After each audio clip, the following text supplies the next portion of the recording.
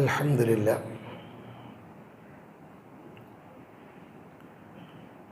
അൽഹംദുലില്ലാഹില്ലദീ അൻസല അലാ അബ്ദിഹിൽ കിതാബ വലം യജ്അൽ ലഹു ഇവജ അൽഹംദുലില്ലാഹില്ലദീ ഖലഖസ് സമാവാതി വൽ അർള വജഅല അദ്ദുലുമാതി വന്നൂർ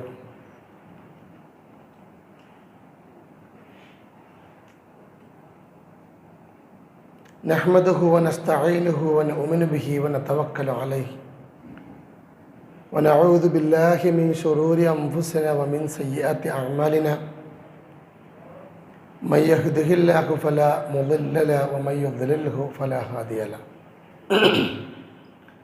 نشهد أن لا إله إلا الله نشهد أن محمدا عبده ورسوله أرسله بالهدى ودين الحق ليظهره على الدين كله ولو كره المشركون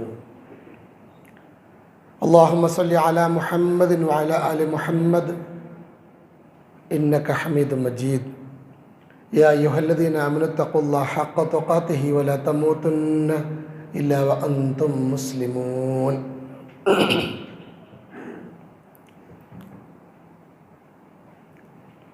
أعوذ بالله من الشيطان الرجيم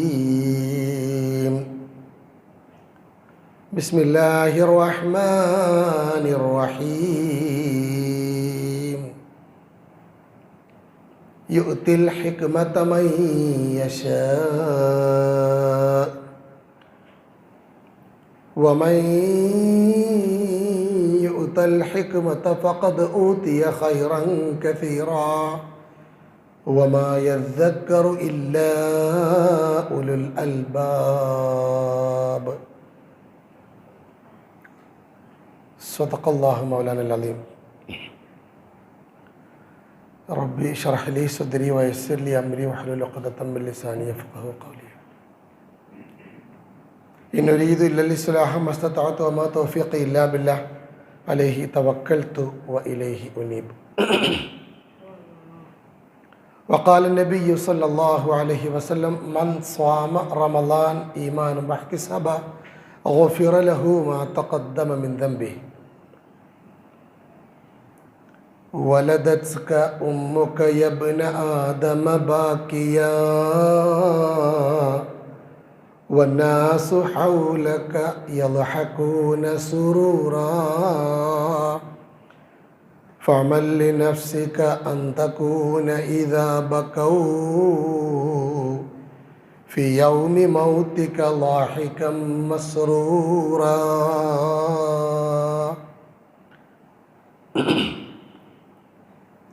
ഏറെ ബഹുമാനമുള്ള അള്ളാഹുവിൻ്റെ പള്ളിയിൽ വളരെ മനോഹരമായ ഒരാരാധനാ കർമ്മം നിർവഹിച്ച് ശാന്തമായ മനസ്സോടെ ഒരുമിച്ച് കൂടിയ വിശ്വാസികളായ സഹോദരന്മാരെ സഹോദരിമാരെ, അള്ളാഹു നമ്മെ എല്ലാവരെയും അനുഗ്രഹിക്കുമാറാവട്ടെ. ആമീൻ.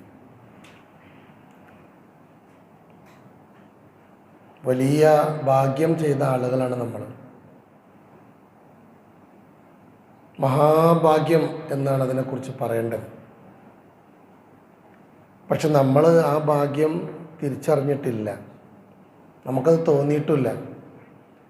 കൂട്ടത്ത് കൂടാണ് നമ്മൾ. എല്ലാവരും പട്ടിണിയാണ്, ഞാനും പട്ടിണിയാണ്. എല്ലാവരും ബാങ്ക് കൊടുത്ത പള്ളിയിൽ പോവാണ്, ഞാനും പള്ളിയിൽ തന്നെ. എല്ലാവരും ഒരു 6:37 ആകുമ്പോൾ നോമ്പുറക്കും, ഞാനും നോമ്പുറക്കും. ഒഴിവുള്ളപ്പൊക്കെ ഖുർആൻ ഓതുന്നുണ്ട്, ഞാനും ഓതും. ഇതിൻ്റെ ഇടയിൽ അങ്ങോട്ട് നോമ്പ് തീർന്നു പോകും. അപ്പോൾ വീണ്ടും പഴയ രീതിയിലേക്ക് മാറും. എന്താണ് നമ്മുടെ ഭാഗ്യം? അതാണ് നമ്മൾ ആദ്യം തിരിച്ചറിയേണ്ടത്. നമ്മൾ ചിലപ്പോൾ പറയില്ല, ഞാനൊരു ഭാഗ്യമുള്ള മനുഷ്യനാണ്. ഒരു ലോട്ടറി അടിച്ചിട്ട് കാര്യമില്ല, നമ്മളതിനെ യോജിക്കുന്നവരല്ല. 10 കോടി ലോട്ടറി അടിച്ചു, അതൊക്കെ മഹാഭാഗ്യമായിട്ട് ആൾക്കാർ പറയാറുണ്ട്. അങ്ങനെ വ്യത്യസ്തമായി ജീവിതത്തിൽ പലതരം ഭാഗ്യങ്ങളും നമുക്ക് ഉണ്ടാവാറുണ്ട്. ആ തരത്തിലുള്ള ഇന്ന് വരെ ലഭിച്ചതിൽ വെച്ചിട്ടുള്ള ഏറ്റവും വലിയ ഭാഗ്യമാണ് നിങ്ങൾക്കുണ്ടായത് എന്ന് ഞാൻ പ്രമാണങ്ങൾ മുമ്പിൽ വെച്ച് പറയും. അത് നിങ്ങൾ അംഗീകരിക്കണം. പറഞ്ഞു തീരുമ്പോഴേക്കും നിങ്ങൾ ഉറങ്ങിപ്പോകരുത്. നമുക്ക് പെട്ടെന്ന് അവസാനിപ്പിക്കാം. ദീർഘമായി സംസാരിക്കുന്നതിൽ അർത്ഥമല്ല എന്നാണ് ഞാനും വിചാരിക്കുന്നത്. വിശുദ്ധ റമദാൻ മാസത്തിലെ നോമ്പിലാണ് നമ്മളുള്ളത്. വേറെ കുറേ ആളുകൾക്ക് ഇങ്ങനെ ഇരിക്കാനൊക്കെ താല്പര്യം ഉണ്ടായിരുന്നു. പക്ഷെ അള്ളാഹ് അവർ തിരിച്ചു വിളിച്ചു. മതി മതി, ഇങ്ങോട്ട് പോന്നോ. അള്ളാഹ് തിരിച്ചു വിളിച്ചു. അള്ളാഹ് പ്രത്യേകം തിരഞ്ഞെടുത്ത ലിസ്റ്റിൽ നമ്മളെ ഉൾപ്പെടുത്തി. എന്തിനാ? ഇനി അള്ളാഹുവിൻ്റെ അടുത്തേക്കുള്ള യാത്ര പോകുന്ന സമയത്ത് ചിരിച്ചു പോകാൻ വേണ്ടിയിട്ട്, കരഞ്ഞു പോവാതിരിക്കാൻ വേണ്ടിയിട്ട്. വലദത്തുക ഉമ്മുക യബ്ന ആദമ ബാക്കിയാ വന്നാസു ഹൗലക യൽഹഖൂന സുറൂറാ. നിന്റെ ഉമ്മ നിന്നെ പ്രസവിക്കുന്ന സമയത്ത് നീ ആർത്ത് കരഞ്ഞിരുന്നു. നിന്റെ കരച്ചിൽ കേട്ട് നിന്നെ പ്രസവിച്ച സമയത്ത് കരഞ്ഞ ഉമ്മ പോലും പൊട്ടിച്ചിരിച്ചു. സുഹൃത്തുക്കളും കുടുംബങ്ങളും നാട്ടുകാരും ഒക്കെ പൊട്ടിച്ചിരിച്ചു. എല്ലാവരും പൊട്ടിച്ചിരിച്ചു. നീ എങ്ങാനും അന്ന് കരഞ്ഞില്ലായിരുന്നുവെങ്കിൽ, കുട്ടി കരഞ്ഞില്ല എന്ന് പറഞ്ഞിട്ട് അവർ കരയുമായിരുന്നു. നീ കരഞ്ഞത് കൊണ്ട് മാത്രം എല്ലാവരും ചിരിച്ചു. ആ കരച്ചിൽ ഒരിക്കലും നിന്നെ പ്രസവിച്ച ഉമ്മക്കോ നിന്റെ കുടുംബത്തിനോ നിന്റെ കുടുംബത്തിലെ അംഗങ്ങൾക്കോ ഒരു വേദന ഉണ്ടാക്കിയിട്ടില്ല, ഒരു സങ്കടം ഉണ്ടാക്കിയിട്ടില്ല. എന്തിനാണ് ആ കുട്ടിനെ കരയിപ്പിക്കണമെന്ന് ആരും ചോദിച്ചിട്ടില്ല. നീ കരഞ്ഞില്ല എന്നറിഞ്ഞപ്പോഴേക്കും ICUയിലേക്കും മറ്റു വിദഗ്ധ ചികിത്സക്കും വേണ്ടി നിന്നെ മാറ്റിയപ്പോഴൊക്കെ നിന്റെ കുടുംബങ്ങൾ വളരെ വിഷമിച്ചു. ഇടയ്ക്കെപ്പോഴോ ഡോക്ടർ വന്നിട്ട് പറഞ്ഞു, കുട്ടി കരഞ്ഞുട്ടോ. വീണ്ടും നിന്റെ കുടുംബത്തിലുള്ളവർ പൊട്ടിച്ചിരിച്ചു. അതുകൊണ്ട് നീ കരഞ്ഞിട്ടാണ് ഈ ലോകത്തേക്ക് വന്നത്. ഫഅമൽ ലിനഫ്സിക അൻ തകൂന ഇദാ ബകൗ ഫി യൗമി മൗതിക ളാഹികം മസ്റൂറാ. ജീവിതത്തിൻ്റെ കർട്ടൻ അവസാനിപ്പിച്ച്, നീ നിന്റെ ജീവിതത്തിൻ്റെ എല്ലാ രംഗവും അവസാനിപ്പിച്ച് നിന്റെ റബ്ബിലേക്ക് തിരിച്ചു പോകുന്ന സമയത്ത് നിന്നെ കണ്ട് നിന്റെ കുടുംബത്തിലെ നീ ഇഷ്ടപ്പെട്ട മുഴുവൻ ആളുകളും നിന്നെ കണ്ട് പൊട്ടിക്കരയുമ്പോൾ നിനക്ക് ചിരിച്ചുകൊണ്ട് തിരിച്ചു പോകാൻ പറ്റണം. ചിരിച്ചു പോകാൻ പറ്റണം. ആര് കരഞ്ഞാലും നമുക്കൊരു പ്രശ്നം ഉണ്ടാവരുത്, ഒരു ബേജാറുണ്ടാവരുത്. അതിന് ഫഅമൽ ലിനഫ്സിക, നിന്റെ കർമ്മം നീ ചെയ്യണം. നിന്റെ ശരീരത്തിന് വേണ്ടി, നിനക്ക് വേണ്ടി നീ നിന്റെ കർമ്മങ്ങൾ ചെയ്യണം എന്നാണ് കവി പറഞ്ഞത്. അങ്ങനെ കർമ്മം ചെയ്യാനുള്ള മികച്ച അവസരമായിട്ടാണ് അള്ളാഹു റബ്ബ് നമുക്ക് ഈ റമദാൻ മാസം നൽകിയിട്ടുള്ളത്. അടുത്ത കൊല്ലം ഒരൊറ്റ ആൾക്ക് ഒരുമിച്ച് വിടാൻ പറ്റിക്കൊള്ളുന്നില്ല. പറ്റിക്കൊള്ളുന്നില്ല, പറ്റൂല, പറ്റിയിട്ടില്ല, പറ്റുന്ന ഉറപ്പുമില്ല. സാധ്യത മാത്രമാണ് പറയാനുള്ളത്. അപ്പോൾ ഇതൊരു മഹാഭാഗ്യമാണ്. രണ്ടാളുകൾ ഇസ്ലാമിലേക്ക് വന്നു പ്രവാചകന്റെ കാലത്ത്. രണ്ടാൾ നല്ല ആരോഗ്യമുള്ള ആളുകളാണ്. അവർ ഇസ്ലാമിലേക്ക് വന്നു. ഒരാൾ കുറച്ചും കൂടി കടുത്ത രീതിയിൽ പ്രവർത്തിക്കുന്നയാളാണ്. അയാൾ തൊട്ടടുത്ത് നടന്ന യുദ്ധത്തിൽ മരണപ്പെട്ടു, രക്തസാക്ഷിയായി. അടുത്ത ആൾ ഒരു കൊല്ലം കഴിഞ്ഞ് അദ്ദേഹം മരണപ്പെട്ടു. വളരെ ഭാഗ്യം ചെയ്തവരാണ്. എല്ലാ തെറ്റുകളും പൊറുക്കപ്പെട്ടു. എന്നിട്ട് തൊട്ടടുത്ത് തന്നെ രക്തസാക്ഷിയാവുന്നു. ചോദ്യങ്ങളുണ്ടാവില്ല, ഹിസാബ് ഉണ്ടാവില്ല, കുളിപ്പിക്കേണ്ട, സ്വർഗത്തിൽ ഉന്നതമായ സ്ഥാനം. ത്വൽഹ എന്ന സ്വഹാബി ഇവരുടെ മരണവുമായി ബന്ധപ്പെട്ടൊരു സ്വപ്നം കണ്ടു. ആ സ്വപ്നത്തിൻ്റെ വിശദീകരണം എന്താണെന്ന് ചോദിച്ചാൽ, രക്തസാക്ഷിയായി മരണം വരിച്ച പുതിയ മുസ്ലിമും 1 വർഷം ജീവിച്ചിട്ട് സ്വാഭാവിക മരണം വരിച്ച അടുത്ത മുസ്ലിമും, അയാൾ സ്വർഗത്തിലെത്തിയിട്ടും ഇയാളവിടെ വരി നിന്ന് കൊടുക്കുകയാണ്. സ്വർഗത്തിൻ്റെ വഴിയിൽ വരി നിൽക്കുകയാണ്. അപ്പോൾ ഒപ്പമുള്ളവർ പറഞ്ഞു, പിന്നെ എന്ത് സ്വപ്നമാണ് അത്? നല്ല സ്വപ്നമല്ല, അത് ശരിയുമല്ല. അങ്ങനെ ശരിയാവും? രക്തസാക്ഷിയല്ലേ ആദ്യം പോകേണ്ടത്. അയാൾ അള്ളാഹിൻ്റെ മാർഗത്തിൽ സമർപ്പിച്ചവനല്ലേ. മറ്റേ ആൾ സാധാരണ മരണമല്ലേ, രക്തസാക്ഷിൻ്റെ കാര്യം അറിയില്ലേ, അവരെക്കുറിച്ച് അങ്ങനെയല്ലേ പറയേണ്ടത്. തർക്കമായി. റസൂലിൻ്റെ അടുത്ത് കാര്യം എത്തി. നബിയെ നോക്കി എൻ്റെ സ്വപ്നം തൊൽഹാൻ്റെ രക്തസാക്ഷി അവിടെ ലൈൻ നിൽക്കുക, എന്നിട്ട് മറ്റേ ആൾ സ്വർഗത്തിലെത്തിയെന്ന്. എന്ത് സ്വപ്നം അത്? റസൂൽ എന്ന് പറഞ്ഞു, ഈ രണ്ടാമത് മരിച്ചയാൾ എത്ര കാലം ജീവിച്ചു? 1 കൊല്ലം. അയാൾക്ക് എത്ര റമദാൻ കിട്ടി? 1 റമദാൻ കിട്ടി. ആ റമദാൻ അയാൾ നിസ്കരിച്ചോ? നിസ്കരിച്ചു. ഖുർആൻ ഓതിയോ? ഖുർആൻ ഓതി. മറ്റു കർമ്മങ്ങളൊക്കെ ചെയ്തോ? അതൊക്കെ ചെയ്തു. പിന്നെ എങ്ങനെ അയാൾ രക്തസാക്ഷിയേക്കാൾ മറികടക്കാതിരിക്കും?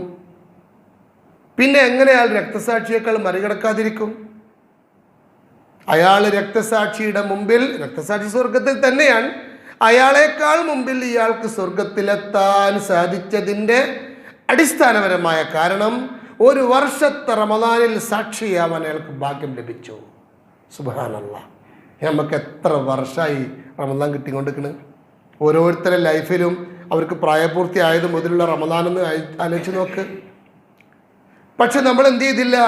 ആ മഹാഭാഗ്യത്തെ തിരിച്ചറിയാൻ, ആ സ്വർഗത്തിൻ്റെ രാജപാതയിലൂടെ സഞ്ചരിക്കാൻ മനസ്സിനെ പാകപ്പെടുത്താൻ, ആ സ്വർഗത്തിൻ്റെ രാജപാതയിലൂടെ സഞ്ചരിക്കാൻ കർമ്മങ്ങൾ ചിട്ടപ്പെടുത്തുന്നതിൽ നമ്മൾ എന്ത് ചെയ്തു?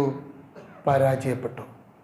നോമ്പെടുത്തിട്ടുണ്ട്, നമ്മൾ നോമ്പ് തുറന്നിട്ടുണ്ട്, നോമ്പ് തുറപ്പിച്ചിട്ടുണ്ട്, നിസ്കരിച്ചിട്ടുണ്ട്, ഖുർആനൊക്കെ ഓതിയിട്ടുണ്ട്, കൂട്ടത്തോടെ കൂടാന്നല്ലാതെ അതിൻ്റെ ആത്മീയമായ ചൈതന്യത്തിലേക്ക്, അതിൻ്റെ ആ യഥാർത്ഥ ഭാഗ്യം ലഭിച്ച അവസ്ഥയിലേക്ക് വരാൻ നമുക്ക് സാധിച്ചിട്ടില്ല എന്നതാണ് ഒരു സംഭവം. മിമ്പറിലേക്ക് കയറുന്ന സമയത്ത് നബി 3 പ്രാവശ്യം ആമീൻ പറഞ്ഞു. സാധാരണ പറയാത്തൊരു ആമീൻ പറഞ്ഞപ്പോൾ സ്വഹാബത്ത് ചോദിച്ചു, എന്താ നബി അങ്ങനെ? അത് ഞാൻ മിമ്പറിലേക്ക് കയറുന്ന സമയത്ത് ജിബ്രീൽ അലൈഹിസ്സലാം വന്നിട്ട് പറഞ്ഞു, മൻ അദ്റക ശഹ്റു റമളാൻ ലം യുഗ്ഫർ ലഹു ഫദഖലൻ നാർ ഫഅബ്അദഹു അല്ലാഹു ഖുൽ ആമീൻ.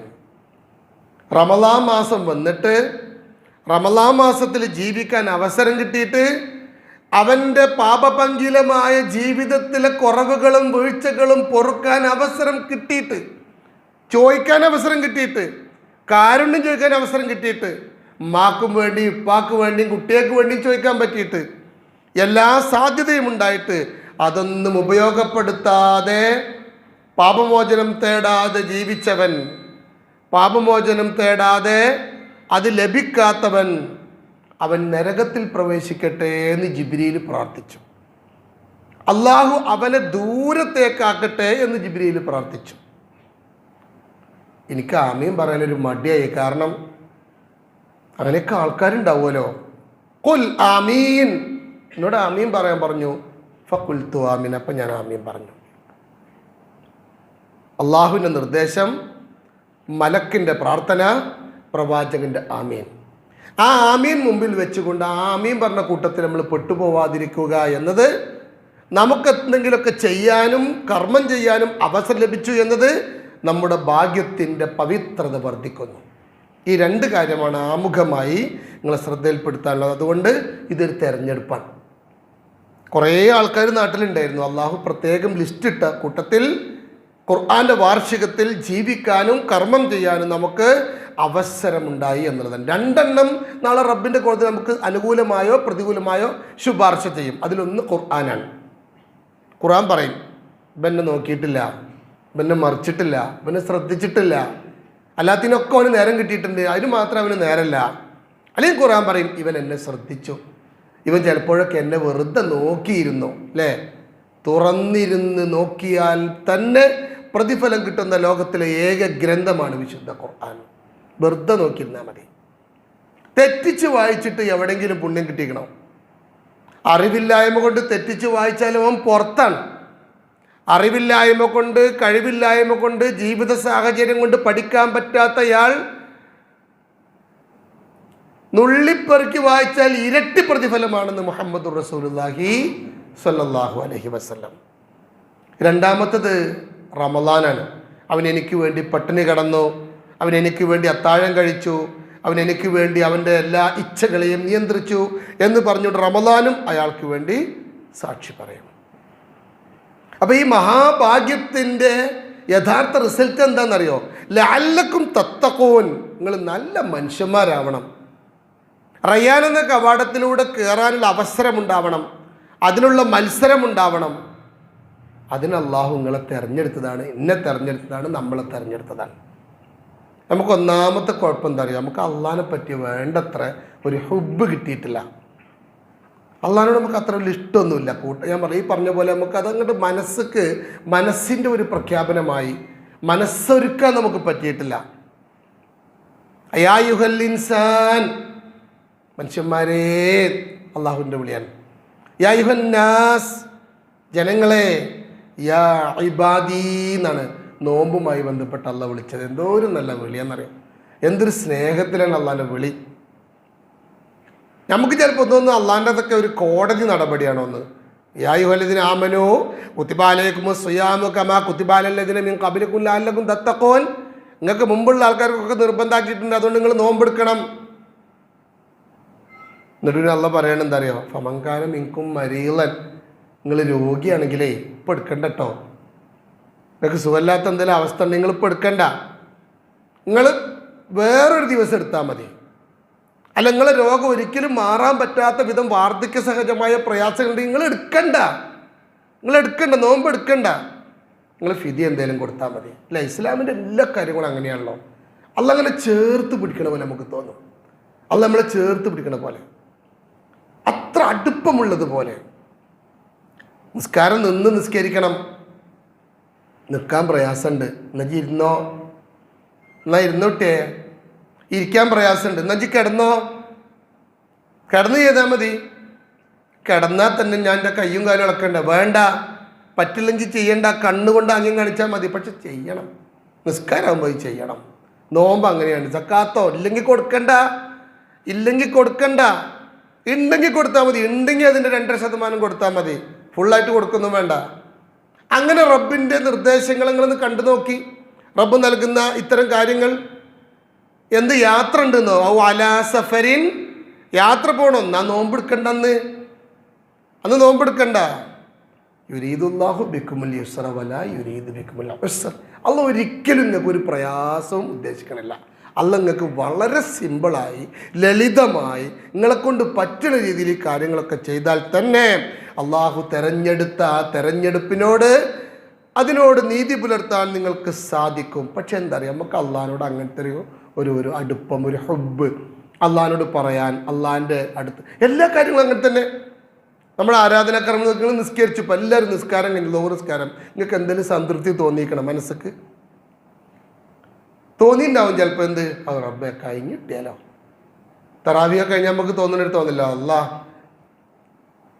കുറച്ച് നീളം വലിപ്പമുള്ള ഇമാം കൂടി ആണെങ്കിൽ പറയും വേണ്ട, ആ സംതൃപ്തിയല്ല. പ്രവാചകന്റെ സദസ്സിലേക്ക് ഒരാൾ വളരെ വിഷമത്തോടെ ബേജാറായി വരികയാണ്. ആളെ കയ്യിലാണ് ചെരുപ്പ്, തുണിയൊക്കെ ഇങ്ങനെ പൊന്തിച്ചു പിടിച്ചിട്ടാണ് വരുന്നത്. റസൂലിനോടൊരു പരാതി പറയാൻ വേണ്ടി വരികയാണ്. നബിനോട് പറഞ്ഞാൽ സമാധാനമാവും. അടുത്ത് വന്ന് വെപ്രാളപ്പെട്ടിട്ടുള്ള നബി, എനിക്കൊരു സങ്കടം പറയാണ്ട്, ഞാൻ ഭയങ്കര സങ്കടത്തിൽ, എനിക്ക് നിങ്ങളോട് പറഞ്ഞാൽ എനിക്ക് സമാധാനമാവുള്ളൂ. നബി പറഞ്ഞത്രേ മൂപ്പരോട്, ഒന്ന് പോയി ഒരു ഒന്നെടുത്തിട്ട് വന്നോ. ഒന്നൊക്കെ നമ്മൾ എപ്പോഴും എടുക്കണല്ലോ നബി, ഞാൻ അതൊന്ന് പറയട്ടെ നബിയെ, പോയി ഒരു ഒന്നെടുത്തിട്ട് വാ മോനെ.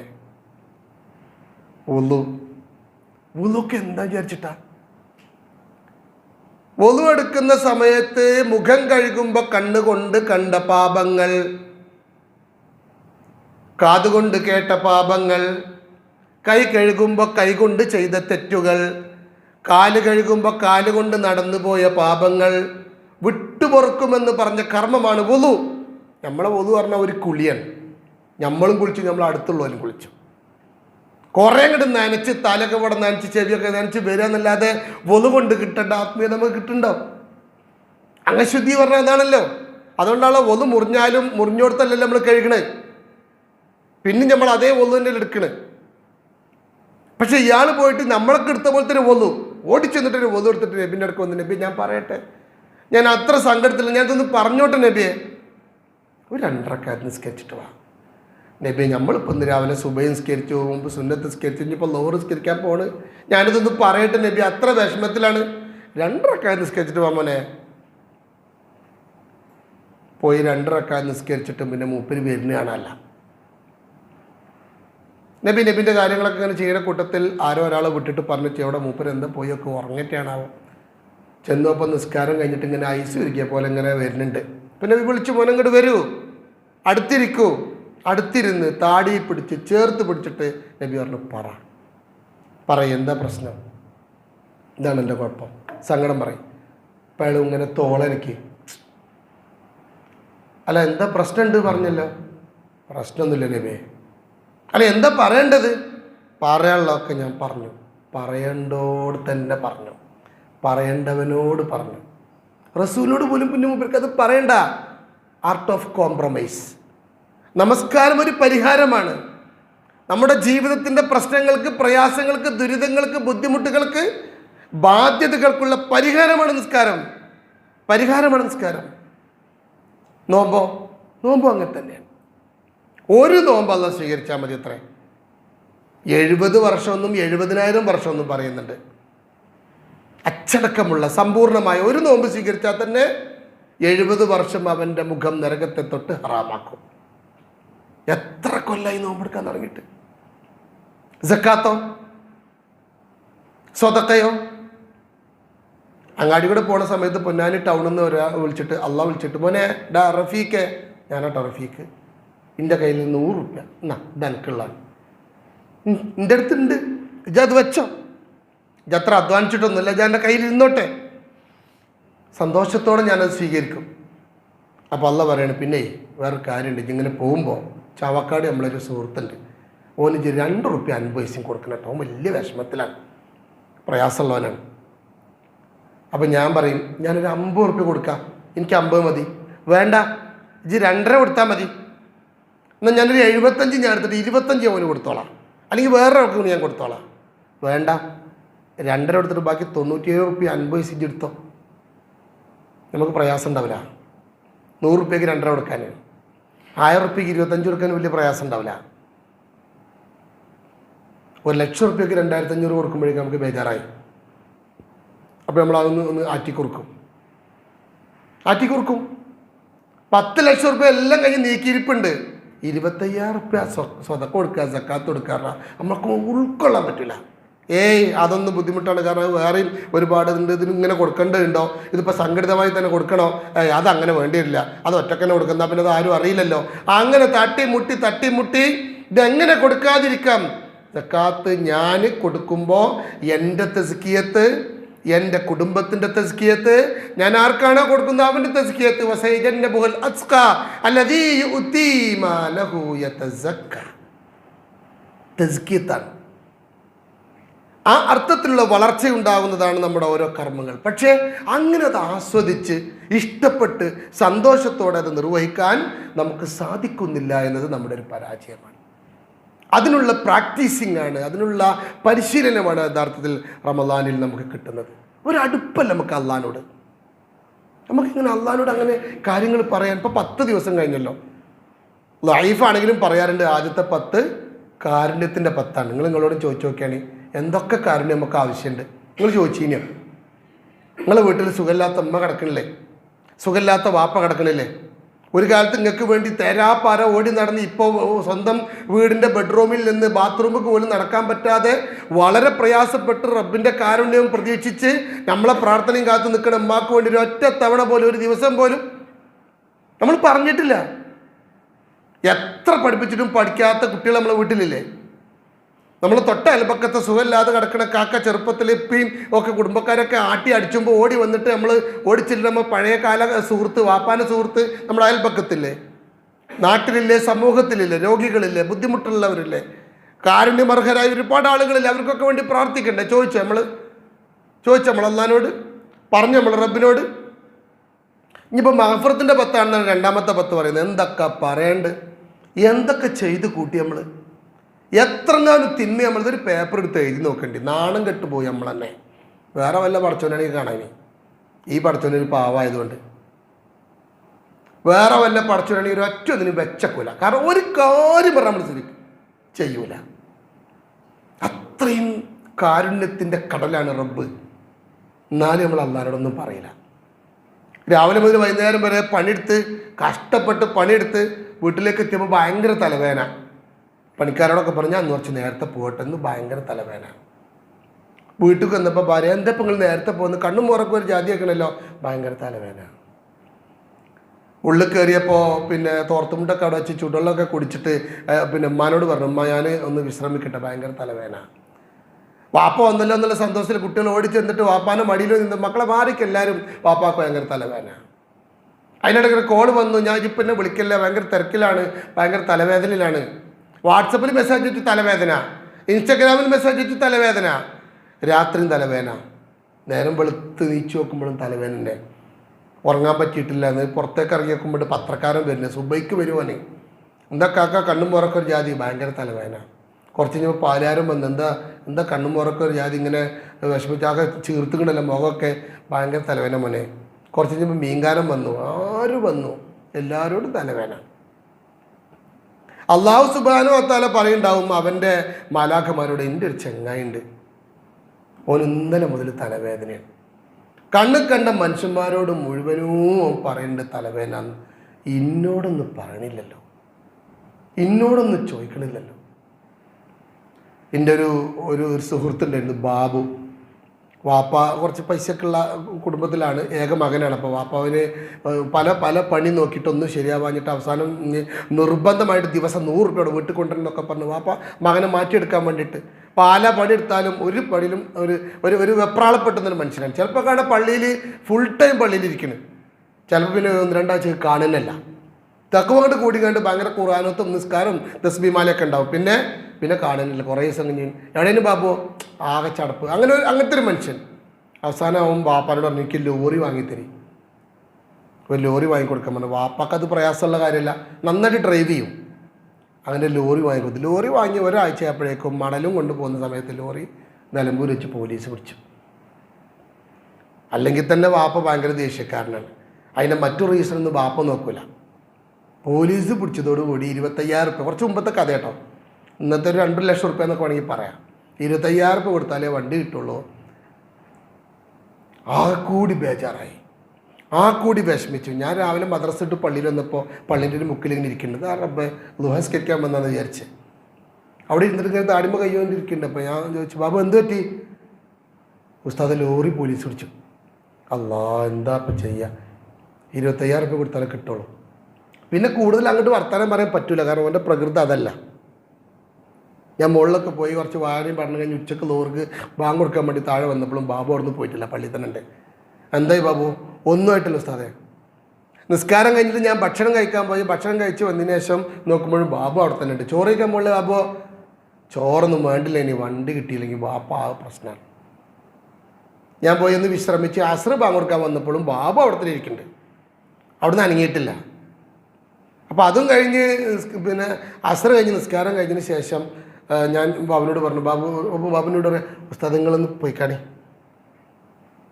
പിന്നെ 4 മണിക്ക് ശേഷം ഒന്ന് പോയി ക്രിക്കറ്റൊക്കെ കളിച്ച് ഫുട്ബോളൊക്കെ കളിച്ചാണൊക്കെ വന്ന് മഗ്‌രിബിന് വന്ന സമയത്തും ബാബു അവിടുന്ന് അനങ്ങിയിട്ടില്ല. മഗ്‌രിബ് നിസ്കാരം കഴിഞ്ഞിട്ട് ഞാൻ ബാബുവിനോട് പറഞ്ഞു, ബാബു ശരിക്കും എന്താ സംഭവം വിശദമായിട്ട് പറഞ്ഞു. എന്നിട്ട് ആരോടെങ്കിലും പറഞ്ഞു ഉസ്താദേ, KT കുഞ്ഞാക്കാനോട് പറഞ്ഞു. KT കുഞ്ഞാക്ക പറഞ്ഞാൽ മുസ്ലിം ലീഗിൻ്റെ മണ്ഡലം പ്രസിഡൻ്റാണ്. കുറച്ചൊക്കെ ആളുകളെ പ്രശ്നങ്ങൾ നോക്കുന്ന വളരെ നല്ലൊരു മനുഷ്യനാണ്.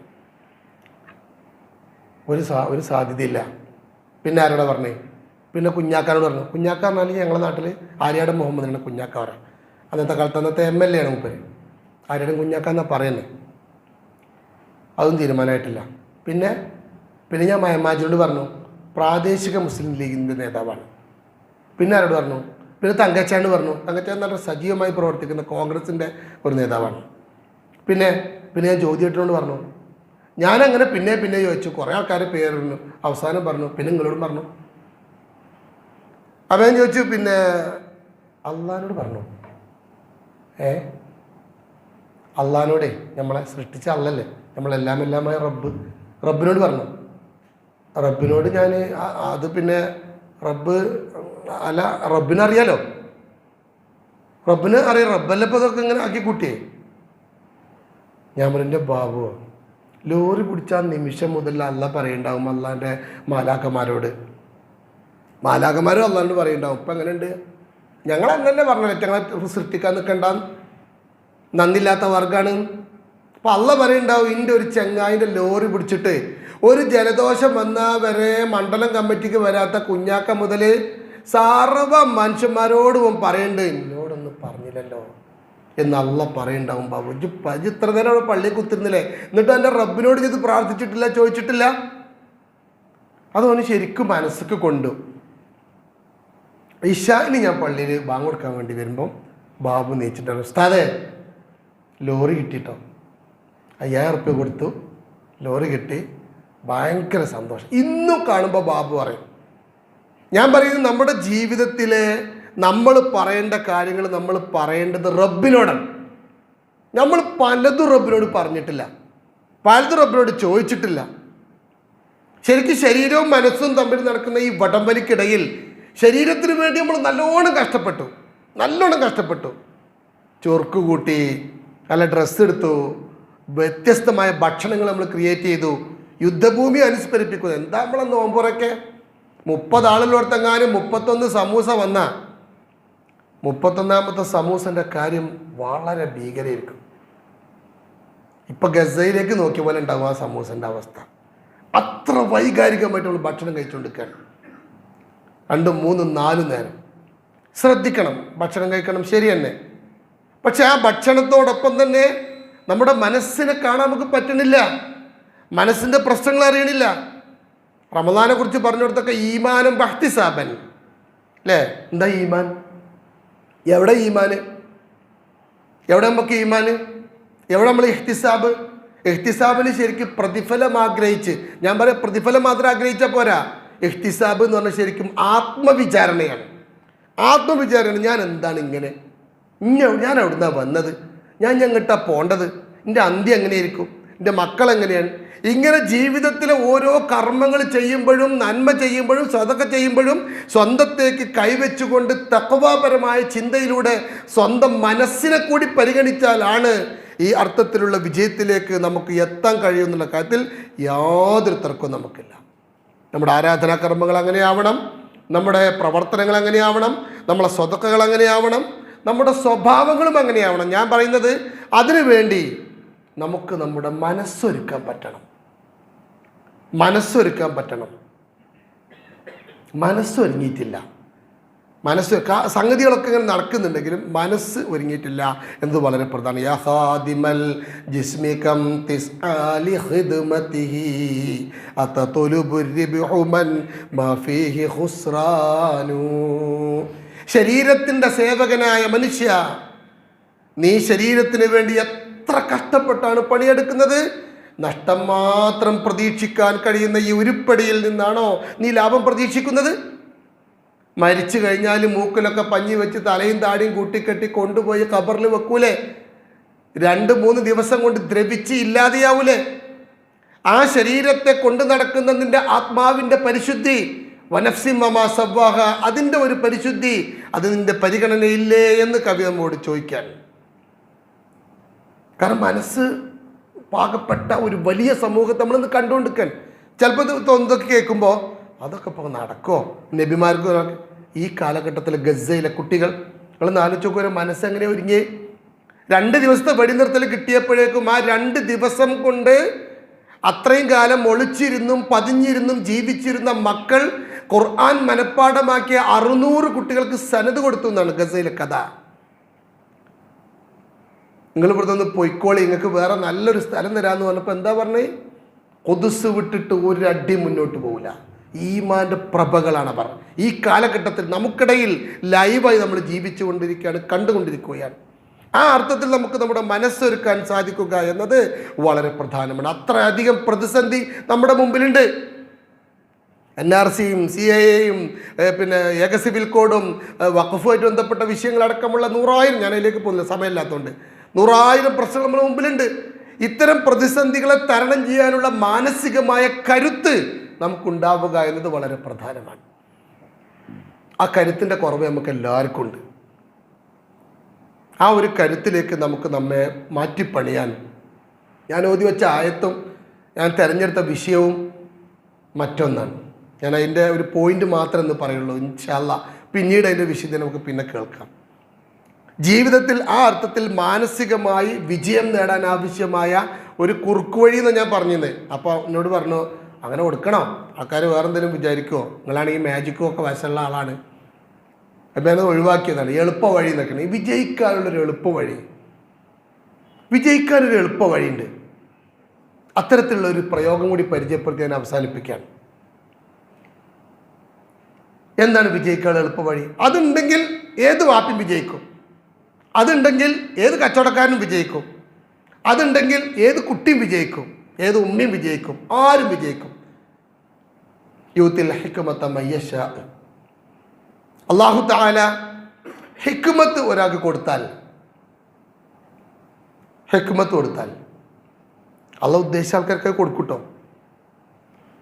വമൻ യൂതൽ ഹിക്മത ഫഖദ് ഊതിയ ഖൈറൻ കസീറ. ആർക്കെങ്കിലും അങ്ങനെ ഹിക്മത്ത് കിട്ടിയാലോ അവൻ അല്ലാഹു തആല ധാരാളക്കണക്കിന് ഈ ദുനിയാവിലെ സൗകര്യങ്ങൾക്കപ്പുറം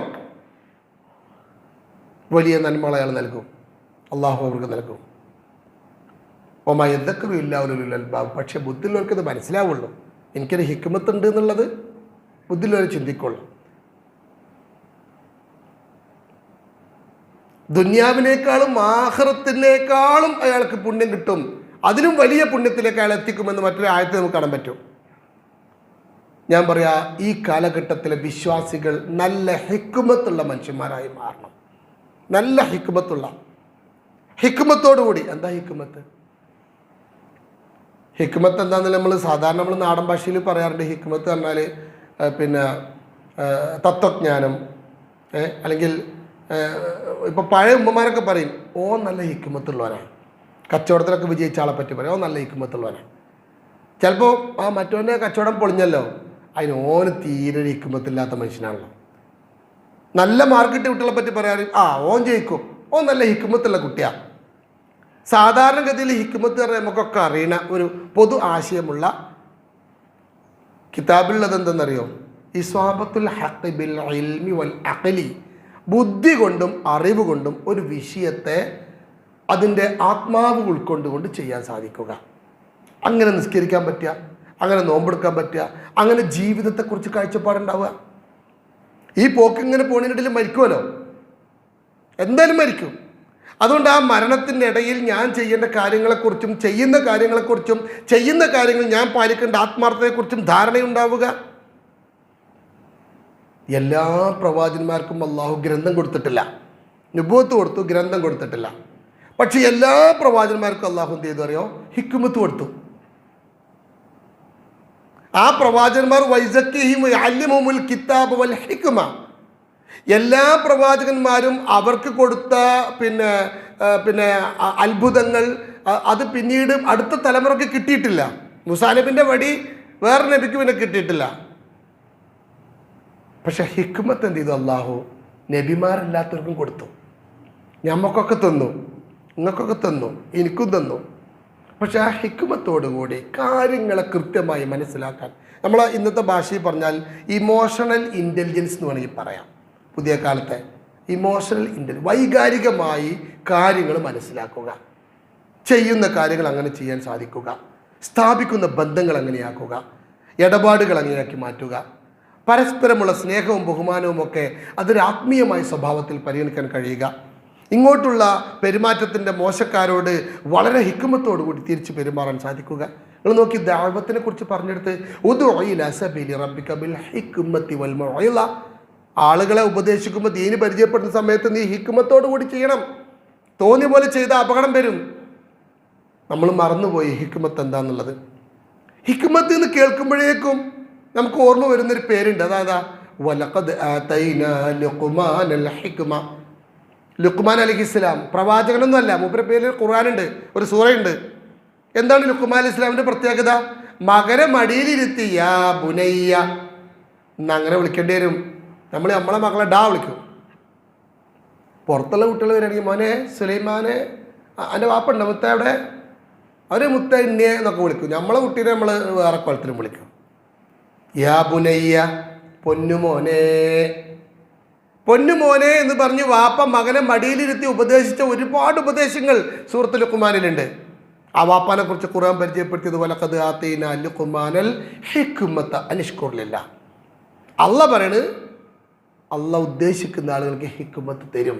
ഹിക്മത്തുള്ള ഭർത്താവാകാൻ, ഹിക്മത്തുള്ള വിശ്വാസിയാവാൻ, ഹിക്മത്തുള്ള ഭാര്യയാവാൻ, ഹിക്മത്തുള്ള വിദ്യാർത്ഥിയാവാൻ, ഹിക്മത്തുള്ള ഡോക്ടറാവാൻ, ജീവിതത്തിൻ്റെ എല്ലാ മേഖലയിലും ഈ അർത്ഥത്തിൽ ജീവിത ലക്ഷ്യത്തെക്കുറിച്ചുള്ള ധാരണയോടുകൂടി ഈ കാര്യങ്ങൾ പരിഗണിക്കാൻ. നെഗറ്റീവാകാതിരിക്കുക, അത് വലിയൊരു സംഗതിയാണ്. നെഗറ്റീവാകാതിരിക്കുക. റസൂലുള്ളാഹി സ്വല്ലല്ലാഹു അലൈഹി വസല്ലം നബിയുടെ അടുത്തൊക്കെ പറഞ്ഞാൽ എന്തൊരു പോസിറ്റീവാണ് നബി. നമ്മൾ വലിയ വലിയ ജനറൽ നോളജൊക്കെ ഇപ്പോൾ വായിച്ചുകൊണ്ടിരിക്കും. റസൂലുള്ളാഹി സ്വല്ലല്ലാഹു അലൈഹി വസല്ലം മാ സുഇല റസൂലുള്ളാഹി സ്വല്ലല്ലാഹു അലൈഹി വസല്ലം അൻ ഷൈഇൻ ഖത്തു ഫഖാല ലാ. റസൂലുള്ള ഒരാളോട് പോലും നോ എന്ന് പറഞ്ഞിരുന്നില്ല. അത്ഭുതപ്പെടും നമ്മൾ. നബി എനിക്ക് വ്യഭിചരിക്കണം, ആരോ പറഞ്ഞു, എന്നോട് പറഞ്ഞ കാര്യങ്ങളൊക്കെ നടക്കും. നമ്മളാണെങ്കിൽ മണ്ട അടിച്ചു പൊട്ടിച്ചൂലേ. മുഹമ്മദ് എനിക്ക് വ്യഭിചരിക്കണം, എനിക്കൊരു കുട്ടീനെ ഇഷ്ടമാണ്.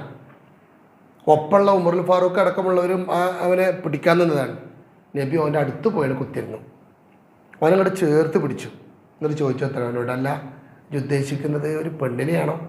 പിന്നെ എന്താണ് മുഹമ്മദ്, എൻ്റെ അമ്മച്ചി ഒരു പെണ്ണല്ലടാ, എൻ്റെ മകളൊരു പെണ്ണല്ലേ, എൻ്റെ ഭാര്യ ഒരു പെണ്ണല്ലേ. അപ്പോഴൊക്കെ ആളെ മനസ്സിൽ നിന്നും ആ മൃഗീയത മെല്ലെ മെല്ലെ താഴേക്കിറങ്ങി. ലോകത്തുള്ള എല്ലാ സ്ത്രീകളും ഈ അർത്ഥത്തിലുള്ളതാണ്. ഒരു ചുറ്റിക എടുത്തുകൊണ്ട് ഒരു പെരിയ കയറിയിട്ട് 5 ആളെ വെട്ടിക്കൊന്നിക്കല്ല അഫാൻ. ഇടയ്ക്ക് വിശ്രമിച്ച് ബൈക്ക് കൊടുത്ത് അടുത്ത വീട്ടിൽ പോയി റോഡിൽ നിർത്തി അവിടെ അടിച്ചു കൊന്ന് മനസ്സിന് ഒരു മാനസാന്തരവും ഇല്ലാതെ ഇനിയും 2 ആളെ നോട്ടിട്ടിരുന്നതാണ്.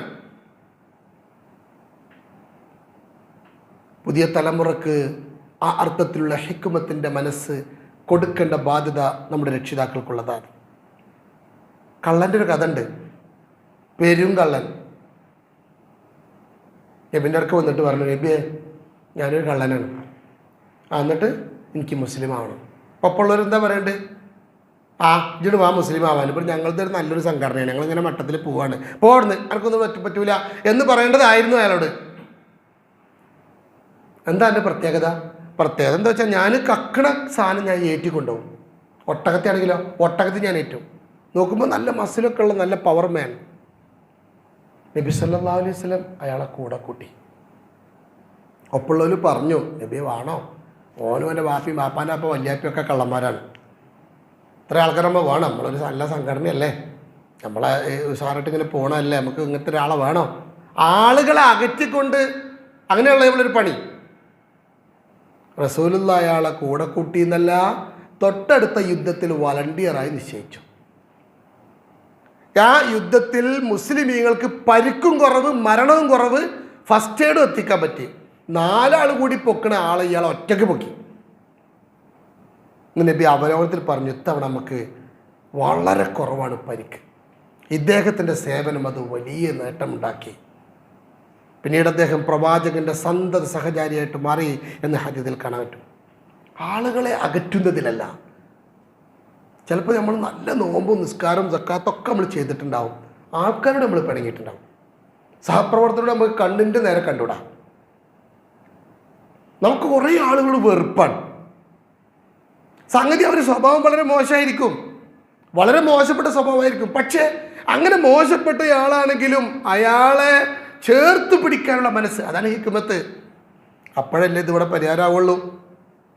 നിസ്കരിച്ചോട് മാത്രം കാര്യമില്ലല്ലോ.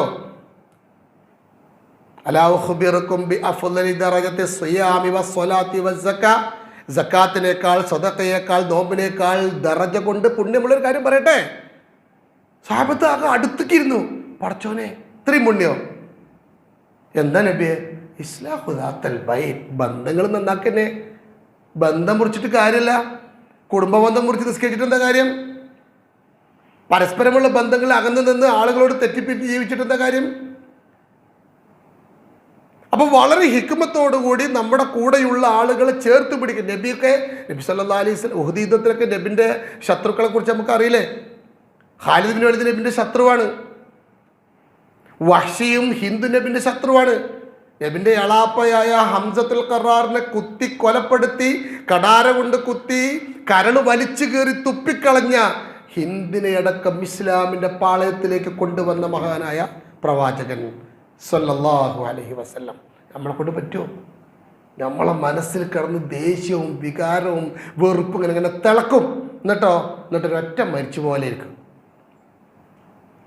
അവിടെ നിന്ന് നമ്മുടെ മനസ്സിനെ മാറ്റിപ്പണിയാനുള്ള അവസരമായി, ആ നിഷ്കളങ്ക മനസ്സിൻ്റെ ശക്തിക്ക് വേണ്ടിയുള്ള പ്രവർത്തനമായി വിശുദ്ധ റമളാനെ മനസ്സിലാക്കാൻ മക്ക വിജയത്തിൻ്റെ സംഭവം നടന്ന ഒരു സംഭവമുണ്ട്. ഉസ്മാൻ ഇബ്നു ത്വൽഹൻ്റെ നബി ഇങ്ങനെ മെല്ലെ വന്നിട്ട് കാബിൻ്റെ ഉള്ളിൽ നിന്ന് കാണാൻ വേണ്ടി ഇങ്ങനെ ജനലിൽ കൂടെ ഇങ്ങനെ നോക്കാൻ. താക്കോൽ സൂക്ഷിപ്പുകാരൻ ഉസ്മാൻ ഇബ്നു ത്വൽഹ അവിടെ ഉണ്ട്. നബിനെ അടുപ്പിക്കൂല എന്ന് തീരുമാനിച്ചിട്ടാണ് ത്വൽഹ അവിടെ നിൽക്കുന്നത്. ആ നബി ആ കാബിൻ്റെ വാതിക്ക് വന്നിട്ട്, ഉസ്മാനെ ഞാൻ ആ ഉള്ളിൽ ഒന്ന് കയറിക്കോട്ടെ ഉസ്മാനെ. സമ്മതിച്ചില്ല, കയറാൻ സമ്മതിച്ചില്ല. എന്നാലും അങ്ങോട്ട് കയറുമ്പോൾ സമ്മതിക്കുന്നു വിചാരിച്ച് നബിയെ തള്ളി കയറിയപ്പോൾ നബിൻ്റെ നെഞ്ചത്ത് പിടിച്ച് അങ്ങോട്ട് തള്ളി, മാറി നിൽക്ക്. നിലത്തിരുന്ന് നബി പറഞ്ഞു, ഉസ്മാനെ ലഅല്ലക സതറാ ഹാദൽ മിഫ്താഹ് യൗമൻ ബിയദി അൽഅഹു ഹൈതു ശൈതു. എന്തെങ്കിലും ഒരു കാലത്ത് ഈ കഅബന്റെ താക്കോലിൻ്റെ കയ്യിൽ വരൂട്ടോ, അന്ന് ഞാൻ പറയും ഇതാരെ കൈ കൊടുക്കണം. പുച്ഛത്തോടെ ഉസ്മാൻ പറഞ്ഞറിയോ, ലഖദ് ഹലക്കത്ത് ഖുറൈശ് വദല്ലത്ത്. എങ്കിൽ അന്നത്തെ ദിവസം ഖുറൈശികളുടെ മാനം കെട്ട ദിവസമായിരിക്കും. റസൂൽ പറഞ്ഞു, ഖാല ബൽ അമറത് യൗമഇദിൻ വഅസ്സത്. ആയിരിക്കില്ല, ആ താക്കോലിൻ്റെ കയ്യിൽ വരുന്ന കാലത്ത് ഖുറൈശികൾക്ക് അഭിമാനത്തിൻ്റെ ദിവസങ്ങളായിരിക്കും. 10 കൊല്ലം മുമ്പുള്ള സംഭവമാണ്. മക്കയിൽ നിന്ന് നബി മദീനയിലേക്ക് ഹിജറ പോയി.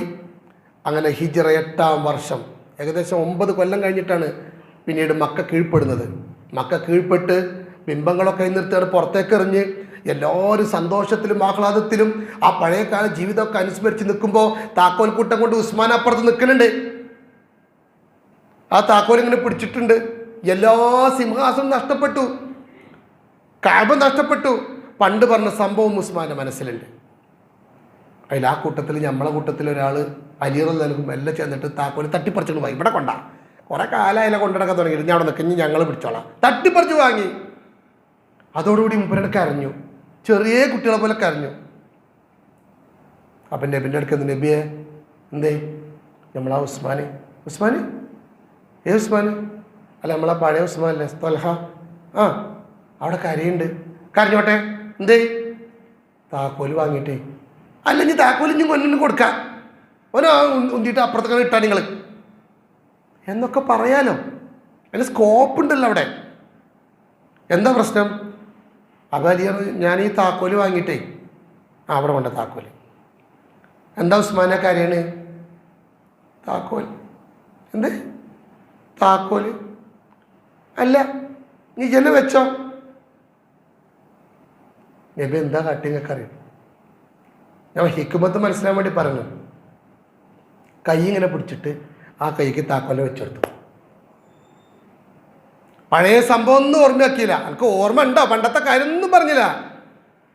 നേരത്തെ ഷിർക്കിൻ്റെ ഭവനമായിരുന്ന കഅബിൻ്റെ താക്കോൽ എൻ്റെ കയ്യിൽ, ഇന്ന് മുതൽ തൗഹീദിൻ്റെ ഭവനമാണ് ഇനി എൻ്റെ കയ്യിൽ തന്നെ താക്കോല്. ആ മനുഷ്യനെ ഇസ്ലാമിൻ്റെ വെള്ളി വെളിച്ചത്തിലേക്ക് മനസ്സിനെ പാകപ്പെടുത്തി പ്രവാചകൻ സല്ലല്ലാഹു അലൈഹി വസല്ലം. Never play with feelings of others. ആളുകളെ വെറുപ്പിച്ച് ഒരു കളി കളിക്കരുത്. ആ കളിയിൽ ചിലപ്പോൾ ജയിച്ചെന്ന് വരും, പക്ഷെ ആ മനുഷ്യൻ നിനക്ക് എന്നേക്കുമായി നഷ്ടപ്പെടും. OV വിജയൻ്റെ ഒരു പ്രസ്താവനയുണ്ട്. ലോകം കണ്ടതിൽ വെച്ച് ഞാൻ മനസ്സിലാക്കിയതിൽ ഏറ്റവും നല്ല അധ്യാപകൻ മുഹമ്മദ് റസൂലുള്ളയാണ്. പ്രവാചകൻ അങ്ങനെ മനസ്സിലാക്കിയിട്ടൊന്നും പറഞ്ഞതാവില്ല. അതിന് മുമ്പിൽ പറഞ്ഞ കാരണം എന്താ അറിയോ? അനാഥ കുട്ടിൻ്റെ മുമ്പിൽ വെച്ചിട്ട് സ്വന്തം കുട്ടിക്ക് ഉമ്മ കൊടുക്കരുത്. ഒരു ഹിക്മത്താണ്. നമ്മളെ കുട്ടിക്ക് നമുക്ക് ഉമ്മ കൊടുക്കാം, പക്ഷെ അത് മറ്റുള്ളവരെ വേദനിപ്പിച്ചാവരുത്.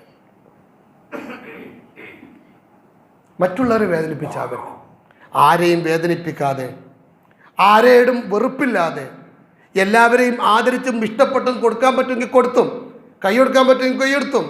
തെറ്റിപ്പിരിഞ്ഞിട്ടുണ്ടെങ്കിൽ ഒരു വാട്സപ്പിൽ ഒരു മെസ്സേജ് അയക്കാം. പച്ചട്ടിക്ക് വരുന്നുണ്ടെങ്കിൽ ഉറപ്പിച്ചു മാറ്റണ്ട്. എന്തോ പറഞ്ഞ് തെറ്റിയതാണ്. അബ്ദുറഹ്മാൻ്റെ വണ്ടി BMW ആണെന്ന് ഒരാൾ, മറ്റവൻ പറയാം അല്ല അത് ബെൻസാണെന്ന്. പൊരിഞ്ഞടി. ഇപ്പോഴത്തെ അടിയൊക്കെ അങ്ങനെയാണല്ലോ. 5-8 കൊല്ലം മുണ്ടിയിട്ടില്ല രണ്ടാളും. അന്വേഷിച്ച് നോക്കുമ്പോൾ എന്താ വിഷയം? കുഴപ്പമൊന്നുമില്ല, അങ്ങാടിയിൽ നിന്നൊരു തർക്കം ഉണ്ടായതാ. എന്താ തർക്ം? BMW ആണോ ബെൻസാണോ? അതാ തർക്കം. ഒരു കാര്യമില്ലാതെ തർക്കിച്ചിട്ട് അങ്ങോട്ട് തെറ്റന്നെ. അത്തരം തെറ്റായ പ്രവർത്തനങ്ങൾ ഉണ്ടെങ്കിൽ, ബന്ധങ്ങൾ നഷ്ടപ്പെട്ടെങ്കിൽ പോയിട്ട് അങ്ങോട്ട് മിണ്ടന്നെ. ഇല്ലെങ്കിൽ വാട്സപ്പിലൊരു മെസ്സേജ് ഒക്കെ ഇപ്പോൾ എളുപ്പമുണ്ട് മിണ്ടാൻ, പണ്ടത്തെ പോലെ ഒന്നല്ല. പോയി അസ്സലാമലൈക്കും വേണ്ട, വെറുതെ വാട്സപ്പിലൊരു അസ്സലാമലൈക്കും ഇട്ടിട്ട് അടച്ചാടെ വെക്കുക.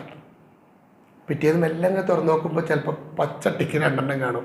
അപ്പോൾ അറിയാം ഒന്ന് നോക്കിയിരിക്കണല്ലോ. ചിലപ്പോൾ ഇങ്ങോട്ടൊരു കുത്ത് മാത്രമേ വരുള്ളൂ. ആളുകളെ അടുപ്പിക്കാൻ നമുക്ക് സാധിച്ചാൽ, ആളുകളെ ഇഷ്ടപ്പെടാൻ നമുക്ക് സാധിച്ചാൽ, ആളുകളോട് വെറുപ്പില്ലാതെ പെരുമാറാൻ നമുക്ക് സാധിച്ചാൽ നമ്മുടെ ഈ കർമ്മങ്ങൾക്കൊക്കെ ഒരു ഫലം ഉണ്ടാവും. അതാണ് ഞാൻ പറഞ്ഞ ഹിക്മത്ത് പറഞ്ഞത്. വീടില്ലാത്തവനോട് വീടിനൊരു പേരിടാനും, മക്കളില്ലാത്തവരോട് കുട്ടിക്കൊരു പേരിടാനും, പറയവേ കൂട്ടുകാരാ അവ രണ്ടുമില്ലാത്തൊരുവൻ്റെ ചങ്കിലെ തീ നീ കണ്ടുപോ. വീടില്ലാത്തവനോട് ചോദിക്കരുത് എത്ര എൻ്റെ വീട് എവിടെയാണ്. കുട്ടികളില്ലാത്തവനോട് ചോദിക്കരുത് എത്ര കുട്ടികളുണ്ട്. നമ്മളടിയിൽ എങ്ങാനും ഒരാൾ കുട്ടികളില്ലാതെ വന്നാൽ അല്ല എത്ര കുട്ടികളുണ്ട് ഇപ്പോൾ? കുട്ടികളില്ല. അപ്പോൾ കല്യാണം കഴിഞ്ഞിട്ട് എത്രയായി? കല്യാണം കഴിഞ്ഞിട്ട് 10 കൊല്ലമായി. 10 കൊല്ലമായിട്ട് കുട്ടികളില്ലേ? അപ്പോൾ ആർക്കാ കുഴപ്പം? അനക്കേക്കാരം എന്നെ കണ്ടാലറിയാം എനിക്കാണ് കുഴപ്പം. അല്ല എനിക്ക് പ്രശ്നമല്ല, ഭാര്യക്ക് വെറുതെ അല്ല ഓളെ നടത്താൻ, അങ്ങനെ വെറുതെ അല്ല ഓളെ കോലങ്ങനെ ഒക്കെ എന്തോ കുഴപ്പമില്ല. എനിക്ക് അപ്പം തന്നെ തോന്നിയിരിക്കണം, എനിക്ക് തോന്നിയിട്ടില്ലേ? അങ്ങനെ എവിടെയാണോ അയാൾ വിഷമിക്കുന്നത്, വേദനിക്കുന്നത്, അവിടെ പിച്ചി ചീന്തി നുള്ളിപ്പെറുക്കിയിട്ട് കൈകൾ കൊടുക്കും. അപ്പം നമുക്കൊരു സമാധാനമായി. ഒരാൾ വേദനിച്ചു പറഞ്ഞാൽ, ഒരാൾക്ക് സങ്കടപ്പെട്ടു പറഞ്ഞാൽ, ഒരാൾക്ക് നഷ്ടം ഉണ്ടായി എന്ന് പറഞ്ഞാൽ, ഒരാൾക്ക് പ്രയാസം ഉണ്ടായി എന്ന് പറഞ്ഞാൽ നമുക്ക് സന്തോഷമായി. ഞാൻ പറയുന്നത് ആ ഒരു മനസ്സിൽ നിന്നും വളരെ ഹിക്മത്തോടുകൂടി നിസ്കരിക്കാൻ. ഞാൻ പറഞ്ഞ വിജയത്തിലേക്കുള്ള എളുപ്പവഴി എന്താണ്? ഹിക്മത്താണ്. ഹിക്മത്ത് ഒന്നുകൂടി പഠിക്കാൻ കേട്ടോ. അതുകൊണ്ടാണ് ഞാൻ പിന്നീട് ഒരിക്കൽ നമുക്ക് ആവുകയാണെങ്കിൽ ആലോചിക്കാമെന്ന് പറഞ്ഞത്. നിങ്ങൾ എന്തായാലും ആ പദങ്ങൾ പ്രത്യേകം നോട്ട് ചെയ്യണം. നന്നായി വിജയിച്ച ആളെ മുഖത്തൊക്കെ നമുക്ക് പറയാൻ പറ്റും, ഓ നല്ല ഹിക്മത്തുള്ളവനാണ്. ഓന് മരിച്ചുമ്പോൾ ചിരിച്ചു മരിച്ച. അല്ലാത്തവനൊരു വെപ്രാളുണ്ടാവും, ഒരു വെപ്രാളുണ്ടാവും. ഞാൻ അവസാനിപ്പിക്കാൻ, നമ്മുടെ ജീവിത വിജയം നമ്മൾ തന്നെ ക്രിയേറ്റ് ചെയ്യേണ്ട ഒരു സാധനം. എങ്ങനെയെങ്കിലും കാട്ടിക്കൂട്ടി കൂട്ടത്ത് പോയി കണ്ട് രക്ഷപ്പെടാൻ പറ്റിയ സ്ഥലമല്ല അള്ളാൻ്റെ സ്വർഗം. അങ്ങനെ രക്ഷപ്പെടേണ്ട സ്ഥലമല്ല അള്ളാൻ്റെ നരകം. നല്ല പ്ലാൻ ചെയ്ത് തന്നെ പോകണം. ചോദിക്കാനുള്ളതൊക്കെ ചോദിക്കണം. അള്ളയാണെങ്കിലോ ഇളവുകളെങ്ങനെ തന്നിക്കുകയാണ്. ചോദിച്ചോ. നമ്മളോ ചോദിക്കൂല. അവനെ ചോദിച്ചടാ, എനിക്ക് എന്താ വെച്ചാൽ തരാ, എന്ത് വേണേലും തന്നോ, ഞാൻ ചോദിക്കൂല. പാപങ്ങൾ വെറുക്കാൻ വേണ്ടി ചോദിച്ചിട്ടില്ല, സങ്കടങ്ങൾ പറഞ്ഞിട്ടില്ല, വിഷമങ്ങൾ പറഞ്ഞിട്ടില്ല, ഇംഗ്ലീഷ് ഭാഷ തീരെ കിട്ടാത്ത കുട്ടിനെ പറ്റി ചോദിച്ചിട്ടില്ല, കുട്ടിക്ക് വേണ്ടി പ്രാർത്ഥിച്ചിട്ടില്ല, കുട്ടി പ്രാർത്ഥിച്ചിട്ടില്ല, ആരും പ്രാർത്ഥിച്ചില്ല. SSLC പരീക്ഷ അങ്ങനെ നടക്കണ്. രാവിലെ പോകുമ്പോൾ പ്രാർത്ഥിക്കണം കേട്ടോ എന്ന് പറയും, എന്നാലും പ്രാർത്ഥിക്കൂല. റിസൾട്ട് വന്ന് നോക്കുമ്പോൾ ഒരേ A+. എന്നിട്ട് കുറേ ഒച്ചടും. എന്താ കാര്യം? അപ്പം ഈ തരത്തിലല്ല ഇസ്ലാം നമ്മോട് ആവശ്യപ്പെടുന്നത്. എന്താ? എന്തിനാണ്? ഒരു വക്ത് കഴിഞ്ഞ് ലോഹറ് കഴിഞ്ഞാൽ നാശാകുമ്പോഴേക്ക് അസർ വരും. അസർ കഴിഞ്ഞിട്ട് അതിൽ അന്നപ്പെട്ട് അങ്ങാടി കൂടെ പോകുമ്പോഴേക്കും മഗ്‌രിബ് വരും. രാത്രി കുറച്ചൊക്കെ ചൊല്ലാളതൊക്കെ ചൊല്ലിയും കണ്ട് നേരം വിളിക്കുമ്പോഴേക്കും നേരം വിളിക്കോളം കർമ്മം ചെയ്ത കൂലി കിട്ടും. ആയിഷ ബീവിയോട് നബി, ആയിഷ രാത്രി മുഴുവൻ ഖുർആൻ ഓതാതെ ഉറങ്ങരുത് കേട്ടോ. ആദ്യം ആയിഷ ബീവി നബിയെ രാത്രി മുഴുവൻ ഖുർആൻ ഓതി പിന്നെ അവിടെ ഉറങ്ങാൻ നേരം. ആയിഷ ഒരു ഹജ്ജ് ചെയ്യാതെ ഉറങ്ങരുത് കേട്ടോ. ഹജ്ജ് ചെയ്യാൻ രാത്രി? ആയിഷ ലോകത്തുള്ള മുഴുവൻ മുഅ്മിനീങ്ങളെ തൃപ്തി നേടാതെ ഉറങ്ങരുത് കേട്ടോ. എന്തൊക്കെ നബിയങ്ങൾ പറയണേ, എവിടെ പിന്നെ എനിക്ക് ഉറങ്ങാൻ നേരം ഉണ്ട്? രാത്രി ഉറങ്ങുമ്പോൾ അല്ലേ 3 പ്രാവശ്യം ഇഖ്ലാസ് ഓതുക. സൂറത്തുൽ ഇഖ്ലാസ് നിങ്ങൾ ഓതല്ലോ, ആലോചിച്ച് നോക്കേണ്ടി. ഓതല്ല, അല്ലാത്ത എല്ലാ വർത്തമാനങ്ങളും കണ്ടിട്ടുണ്ടാവും. 3 തവണ ഇഖ്ലാസ് ഓതിയാൽ അത് സുലുസുൽ ഖുർആൻ, ഖുർആൻ മുഴുവൻ ഓതിയ പുണ്യം കിട്ടും. പിന്നെ രാത്രി ഉറങ്ങുമ്പോൾ സുബ്ഹാനല്ലാഹി വൽഹംദുലില്ലാഹി വലാ ഇലാഹ ഇല്ലല്ലാഹു വല്ലാഹു അക്ബർ, വളരെ പുണ്യമുള്ള ദിക്റ. അത് സ്ഥിരമായി ചൊല്ലുന്ന ആളുകൾക്ക് ഹജ്ജിൻ്റെ സമാനമായ പുണ്യം. ഐഷബിക്ക് സന്തോഷമായി. പക്ഷേ എല്ലാ മുസ്ലിങ്ങളെയും തൃപ്തി പറഞ്ഞാൽ അങ്ങ് ആദം നബി അലൈഹി സ്വലാം മുതൽ റഫീഖ് പോത്തോലും കഴിഞ്ഞ് ഇങ്ങനെ ലാസ്റ്റ് വരെയുള്ള മനുഷ്യന്മാർ തൃപ്തി നേടുക എന്ന് പറഞ്ഞാൽ കിട്ടും. ആയിഷ രാത്രി ഉറങ്ങുമ്പോഴേ അല്ലാഹുമ്മ ഗഫിർ ലിൽ മുഅ്മിനീന വൽ മുഅ്മിനാത്ത്, പടച്ചവനെ എല്ലാ മുഅ്മിനീങ്ങൾക്ക് പൊരുത്തപ്പെട്ടു കൊടുക്കണേ. എല്ലാവർക്കും പൊരുത്തം, പക്ഷെ പാത്തുപ്പാക്ക് പൊരുത്തപ്പെട്ട് കൊടുക്കട്ടെ, അവളെ സ്വഭാവം വളരെ മോശമാണ് എന്ന് പറയാനല്ല. ആർക്കും വേണ്ടി പ്രാർത്ഥിച്ചു, അബ്ദുറഹ്മാന് വേണ്ടി ഞാൻ പ്രാർത്ഥിച്ചോല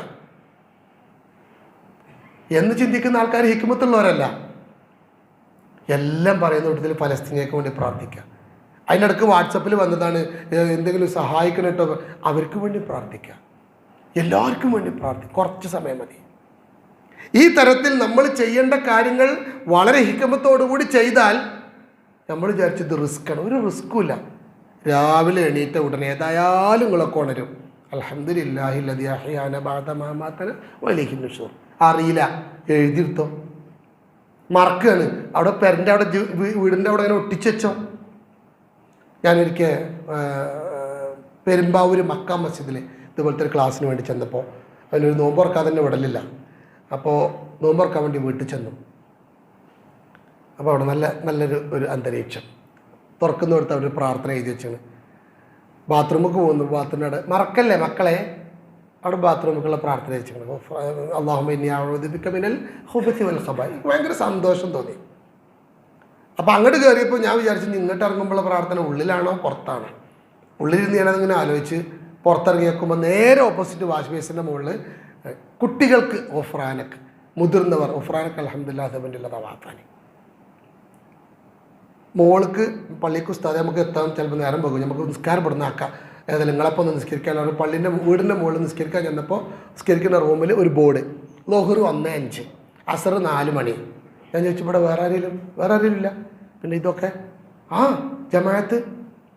എനിക്കൊരു നിർബന്ധമുണ്ട്, ഉച്ചക്ക് 1:05 ആകുമ്പോഴേക്കും വാപ്പിയും ആണുങ്ങളൊക്കെ പള്ളിക്ക് പോവുക. പെണ്ണുങ്ങളും ഉമ്മയും കുഞ്ഞമ്മയും കുഞ്ഞമ്മായും മാളുമ്മയും പൂവിയും എല്ലാവരും കൂടി എല്ലാ പണിയും തീർത്തിട്ട് എന്താണ് 12:50 ആകുമ്പോഴേക്കും ഇതിൻ്റെ ഉള്ളിൽ വരണം.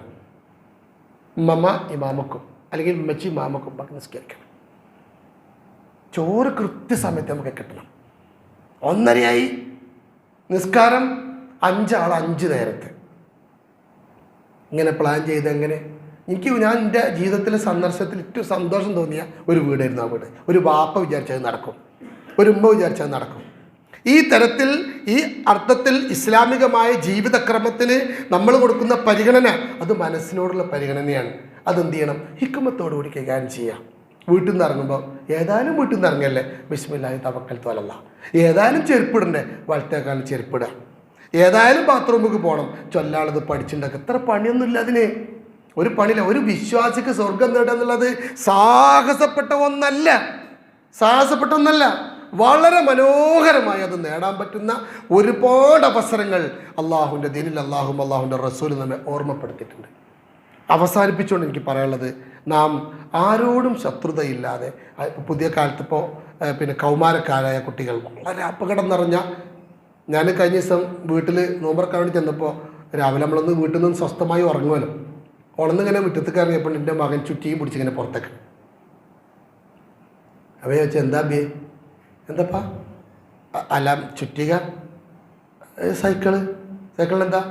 സൈക്കിളിൻ്റെ എന്തോന്ന് ലൂസായിട്ട് ചുറ്റിക്കെടുത്ത് വന്നതാണോ, അയൽപക്കത്തെ വീട്ടിൽ നിന്ന് വാങ്ങിയിട്ടാണ് വരുന്നത്. പക്ഷെ അപ്പോഴേക്കും എനിക്ക് ബേജാറായി. കാരണം അത്തരത്തിലുള്ള ചിന്തയുള്ള ആളുകളും വാപ്പ നാട്ടിലില്ലാതെ 65 ലക്ഷം രൂപയുടെ ബാധ്യത ഉമ്മയും മകനും ഈ കുടുംബം തമ്മിൽ ഉണ്ടാക്കി എന്ന് പറഞ്ഞാൽ ഇപ്പോഴത്തെ ജീവിത സാഹചര്യം എന്താ? നന്നായിട്ട് മദ്രസ പഠിച്ച കുട്ടികളെന്നൊക്കെ ഷാബാസിനെ തല്ലിക്കൊന്നവരും മദ്രസ പഠിച്ചവർ തന്നെയാണ്. ശരീരം വളർന്നു, മനസ്സ് പോയി. മനസ്സിൽ കിട്ടേണ്ടതൊന്നും കിട്ടിയില്ല, ഈമാനും കിട്ടിയില്ല, ഇഹ്തിസാബും കിട്ടിയില്ല, ഹിക്മത്തും ഇല്ല. എന്തെങ്കിലും ഒന്നൊരു കുട്ടീനെ കണ്ടാൽ അവനെ തിരുത്തേണ്ടത് എങ്ങനെയെന്ന് വാപ്പാക്കറിയില്ല. കുറേ ചീത്ത വരാൻ തല്ലാനും അല്ലാതെ എങ്ങനെയാണ് ഇവനെ നോക്കേണ്ടതെന്ന് അറിയില്ല. ഇവനെ ഞാൻ അങ്ങനെ നന്നായി നോക്കിയാലും നാളെ ഇവൻ വലുതായി കഴിഞ്ഞ് ഇന്നെ നോക്കണ്ടേ, ആ ഹിക്മത്തും വാപ്പാക്കില്ല. ഞാനിങ്ങനെ പെരുമാറിയാലല്ലോ എൻ്റെ വാപ്പാനോട് നന്നായിട്ട് പെരുമാറിയാലല്ലോ എൻ്റെ മക്കളിനോട് പെരുമാറുള്ളൂ.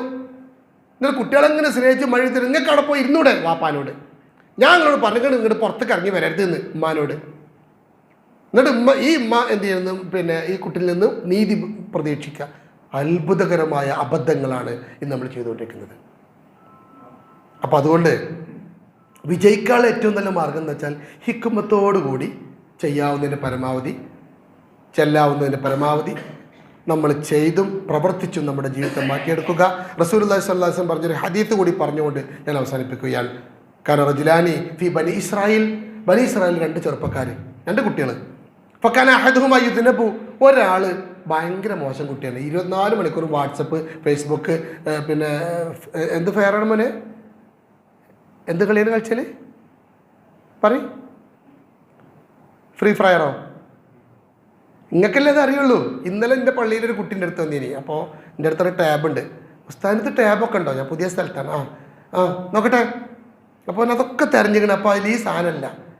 എന്നിട്ട് എന്നോട് മെല്ലെ വന്നിട്ട് വെക്കാം, ഞാനൊരു സാധനത്തിൽ ഡൗൺലോഡ് ചെയ്യട്ടെ. കുഴപ്പമില്ല, വൈഫൈ ഒക്കെ ഉണ്ടല്ലോ, ചെയ്തോ. നോക്കുമ്പോൾ ഇതാ മനുഷ്യന്മാരെ വിടിച്ചുള്ളൊരു ഗെയിം. അപ്പോൾ 24 മണിക്കൂർ ഇതൊക്കെ ചെയ്ത് ഇതിൻ്റെ പിന്നാലെ പോകുന്ന ഒരു കുട്ടി. മറ്റേ കുട്ടി ഓനാണെങ്കിലോ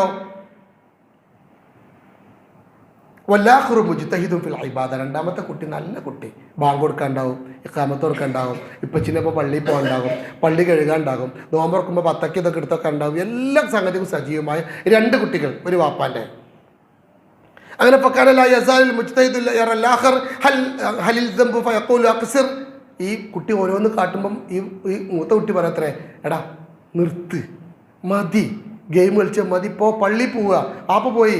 ഇങ്ങനെ നിരന്തരം ഇങ്ങനെ ഇവരെ ഉപദ്രവിച്ചുകൊണ്ടിരിക്കും. അങ്ങനെ കുറേ കാലങ്ങൾ കഴിഞ്ഞു. ഈ കുട്ടി പറയത്രേ, ഹല്ലിനി വറബി, അതെ ഇക്കാക്ക നിങ്ങൾ എന്നെ വിടി, ഞാൻ എന്തെങ്കിലും ചെയ്തുകൊണ്ട് ഇനി എൻ്റെ റബ്ബിന് വെറുതെ വിട്. ആ സമയത്ത് ആ ബുഇസ്തു അലയ്യ റഖീബ, അന്നെ എൻ്റെ കാര്യസ്ഥനാക്കി ഏൽപ്പിച്ചിട്ടൊന്നുമില്ലല്ലോ, ഞാനിവിടെ ഗെയിം കളിച്ച് എന്താ വെച്ചാൽ കാട്ടിക്കോട്ടെ, എൻ്റെ കാര്യം നോക്കണ്ട. ശരിക്കും ആ ഒരു ടെൻഡൻസിയാണ് ഇപ്പോൾ പുതിയ തലമുറക്കുള്ളത്. കാരണം അങ്ങനെയാണ് നമ്മളവിടെ വളർത്തിണ്ടാക്കുന്നത്. അപ്പോൾ ഈ കുട്ടി പോകുമ്പോൾ പറഞ്ഞത്രേ, വല്ലാഹി ലാ യഗ്ഫിറുല്ലാഹു, നോക്കിക്കടാ എനിക്ക് അള്ളാഹ് പൊരുത്തപ്പെട്ട് തരൂല, ഇങ്ങനെ ഒരു നിഷേധം ഉണ്ടാകാൻ പറ്റുമോ? വല്ലാഹി ലാ യദ്ഖുലുല്ലാഹുൽ ജന്ന, അള്ളാഹ് എനിക്ക് സ്വർഗം തരൂല, എനിക്ക് സ്വർഗം കിട്ടില്ല, അള്ളാഹ് എനിക്ക് പുറത്തും തരൂല എന്ന് പറഞ്ഞ് ആ മൂത്ത കുട്ടി ബാപ്പാൻ്റെ കൂടെ പുറത്തേക്ക് പോയി. ഫഖബല അർവാഹുമാ, 2 റൂഹിനെയും അള്ളാഹു പിടിച്ചു. ഫജ്തമഅ ഇൻദ റബ്ബിൽ ആലമീൻ, അള്ളാഹിൻ്റെ കോടതിയിൽ 2 ഒരുമിച്ച് കൂട്ടി. ഫഖാല, ഈ മുജ്തഹിദായ കുട്ടി നല്ല കുട്ടിനോട് അള്ളാഹ് പറയത്രേ, അകുന്ത ബി ആലിമൻ ഔ കുന്ത അലാ മാ ഫി യദി ഖാദിറ, ആരാണ് എനിക്ക് എൻ്റെ കാര്യത്തിൽ ഇടപെടാൻ അവസരം തന്നത്? ഓന് സ്വർഗം കൊടുക്കൂല, ഓന് പൊരുത്തപ്പെട്ട് കൊടുക്കൂല എന്ന് പറയാൻ നീ ആരാൻ? ഈ മുജ്തഹിദായ കുട്ടിനെ, നല്ല കുട്ടിനെ വിളിച്ചിട്ട് പറയാൻ. അതുകൊണ്ട്